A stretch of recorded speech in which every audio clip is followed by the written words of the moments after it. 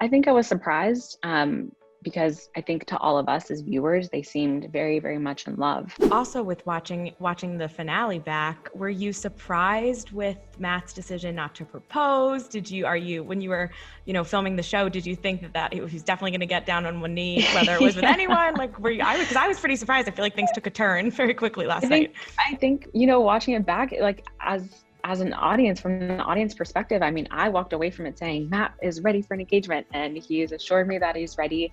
And then come to find out, he actually is not. And I can totally see how you find yourself in a position coming onto the show saying you're open to an engagement, you're opening to see where this takes you, and then you're caught in a bubble and you're caught up in this like fantasy world, and it all hits you at one point like, wait, am I ready for this, or is this just a bubble? And I think we kind of saw Matt literally have that experience during filming of, whoa, I mean, I've never been in a relationship before. Am I actually ready for this? Yeah, for sure. Obviously, were you friendly with Rachel at all in the house, or how was that?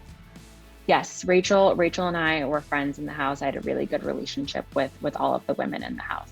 Okay, because sometimes I feel like we didn't see that either, because this season has kind of, there was obviously drama, and I think there's always drama, and I think it's always just a way. You never know what we don't see, and it's important to remember that as a viewer, but this season specifically, it's nice to hear that there was some bonding, because we didn't see a lot of bonding. Yeah, and it didn't feel as balanced. I will say, like, it definitely had its fair share of negativity.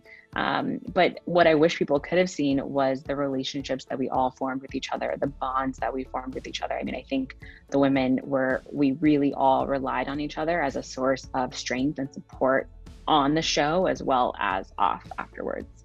When everything was kind of playing out with the allegations against Rachael and the Chris Harrison interview and every other day, it felt like there was something happening. Were you guys all in communication, or was it like trying to give each other space, or how did you navigate that? A lot of the above. It's hard to navigate, because I think about what I want personally. It was hard for me to respond to people. It was hard for me to respond to my best friends, my family, people who knew me for years, who were reaching out to check in on me. And quite frankly, it's just the women are the only people that can understand and relate to what we're going through. So it's a combination of giving everyone their space, because you know how you feel when you get bombarded, and also just trying to lean on each other, because we've never had to navigate anything like this before. After the final rose was obviously very intense, uncomfortable moments as promised, as needed. What was your biggest takeaway watching all of that last night?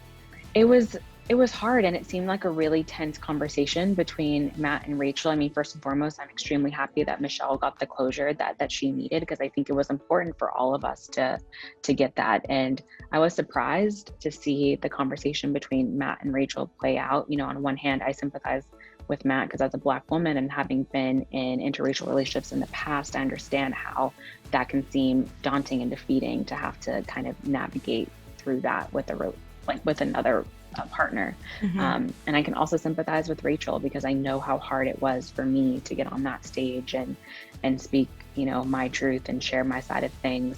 And I think she handled it really well. And the conversations that she had were extremely important. And I think now it's just, what actions are we all going to take to do better going forward?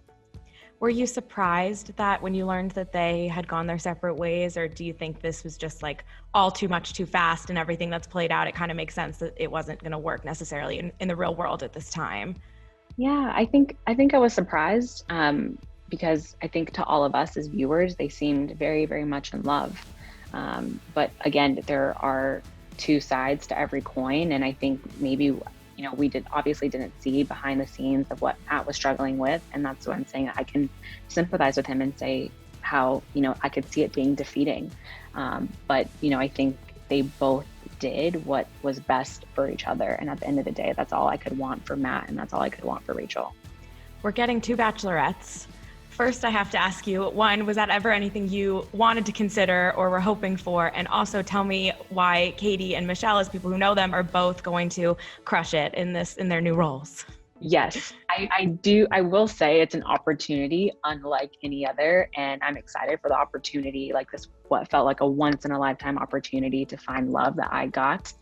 And while it ends up being Katie and Michelle, I think they're both great for this in different ways. Like Katie is a wonderful girl. I think she was made for an environment like this in a lot of ways that I'm not. I mean, look at how she showed up to night one. Like she's going to crush this season as the Bachelorette. And I think if anyone else is more deserving to be in a role to have another chance at finding love, it is Michelle. I mean, she's so earnest and pure and endearing, and I want her to find that special someone. So I think they're going to kill it. I think so too. And I'm excited to support them.